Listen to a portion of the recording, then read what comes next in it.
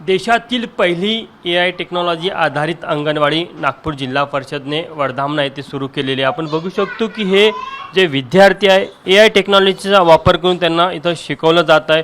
विशेष करून जे अंगणवाडीचे विद्यार्थी असतात त्यांच्या वयानुसार जी बडबड गीते असतात किंवा चित्रकला असेल किंवा इतरही नृत्याचे प्रकार असेल, हे सगळं शिकवताना AI टेक्नॉलॉजीचा वापर केला जातो आणि एका विद्यार्थ्यानिहाय प्रत्येक त्याचा परफॉर्मन्सची माहिती या AI टेक्नॉलॉजीमध्ये सेव्ह देखील केली जाते।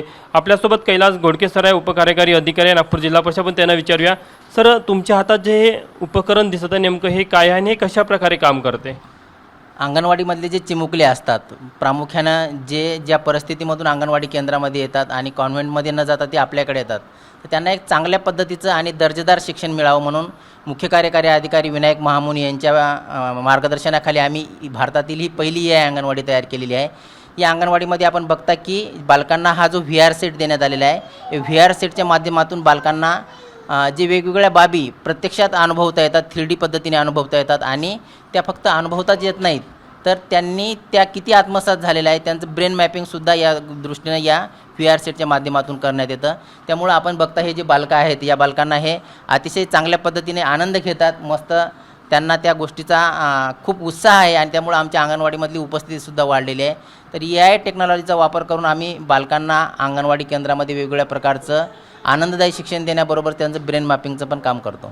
पायलट प्रोजेक्ट म्हणून ही पहिली अंगणवाडी निवडण्यात आली। यापुढे आणखी किती अंगणवाड्यामध्ये अशा प्रकारे AI तंत्रज्ञानाचा वापर केला जाईल?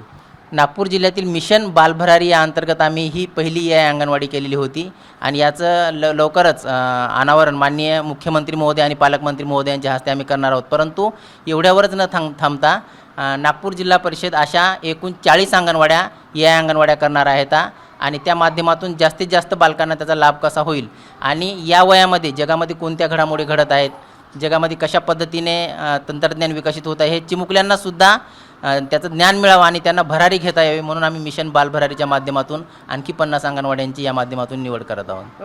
काय फरक जाणतो, म्हणजे उपस्थिती असेल, त्यांचं वर्तन असेल किंवा त्यांचा उत्साह असेल? निश्चितच अंगणवाडी केंद्रामध्ये या 25 बालकं होते।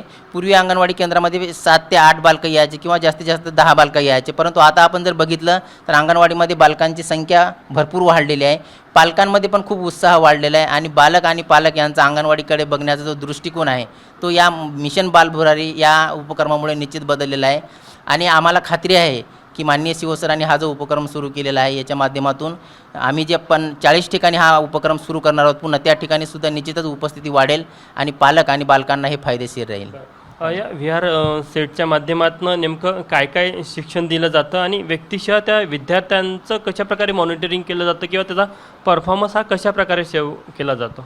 या VR सेटच्या माध्यमातून आपण बघत आहेत की बालकांसाठी अगदी हलका वेटलेस VR सेट आहे आणि या माध्यमातून एका बालकांना आपण VR सेट लावला आणि सपोज त्याला गार्डनविषयी माहिती दिली की बागेमध्ये काय काय फुलं आहेत, फळं आहेत, पक्षी आहे, पाणी आहे, पक्ष्यांचा किलबिलाट आहे, हे बालक बघतात, त्या ह्याच्यामध्ये रममान होऊन जातात, आनंदाने त्यांना बागेमध्ये फिरल्याचा अनुभव येतो आणि ते बघितल्याच्या नंतर बालकांना याच्यावर प्रश्न विचारले जातात की बागेमध्ये कोणत्या रंगांची फुलं होते किंवा बागेमध्ये कोणत्या प्रकारची झाडं होते, बागेमध्ये कोणते पक्षी होते आणि जर बालकांनी त्या प्रश्नाचं उत्तर बरोबर दिलं तर ते ॲक्युरेट म्हणून दाखवते आणि नाही दिलं तर बालकाला ते मदत करते की या रंगांची फुलं होते का, त्या रंगांची फुलं होते का, म्हणजे बालकांचा विकास होण्यासाठी आणि बालकांची जे प्रोग्रेस आहे तो सुद्धा आपण याच्या माध्यमातून स्टोअर करून ठेवू शकतो। म्हणजे त्यांनी पहिल्या वेळेला VR सेटमध्ये जर का तो बगीचा बघितला नंतर तेच दुसऱ्या वेळेला जेव्हा आपण त्याची परत चाचणी घेतली तर फरक पण त्याचा किती डेव्हलपमेंट किंवा परफॉर्मन्स वाढला त्याची देखील नोंद होते?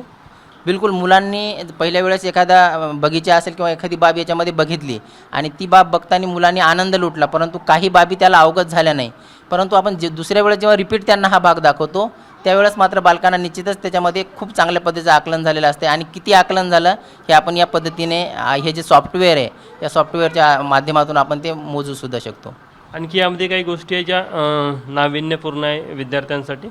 निश्चितच हे एक माननीय केंद्रीय शिक्षण मंत्री यांनी घोषणा केली होती की AI टेक्नॉलॉजीचा जास्तीत जास्त वापर करायचा आहे, म्हणून आम्ही ठरवलं की माननीय मुख्यमंत्री महोदयांच्या जिल्ह्यापासून याची जर सुरुवात झाली तर आम्हाला खूप आनंद होईल। तर या माध्यमातून बालकांना आणि जे अंगणवाडी ताई आहेत त्यांनासुद्धा शिकवण्यासाठी खूप सुकर होत आहे। या गावामध्ये 5 अंगणवाड्या आहेत. या 5ही अंगणवाडी ताईंना आम्ही ट्रेनिंग देत आहोत आणि त्या 5 अंगणवाडीतली बालकं क्रमाक्रमाने इथे येतील आणि ते बघतील. त्यामुळं अंगणवाडी ताईसाठी हे सुकर आहे, बालकांसाठी सुकर आहे आणि निश्चितच आपण जो हा पॅनल बोर्ड बघतो, या पॅनल बोर्डच्या माध्यमातून सुद्धा बालकांना रायटिंग स्किल ज्या आहेत त्यासुद्धा हे करण्यासाठी उपयोगी आहे. म्हणून मिशन बालभरारीच्या माध्यमातून ही जी AI अंगणवाडी आहे ती निश्चितच खूप लाभदायी आणि बालकांसाठी उपयुक्त आहे असं मला वाटते. तर देशातली पहिली AI टेक्नॉलॉजी आधारित अंगणवाडी ही नागपूर जिल्ह्यामध्ये वर्धामना येथे सुरू झालेली आहे.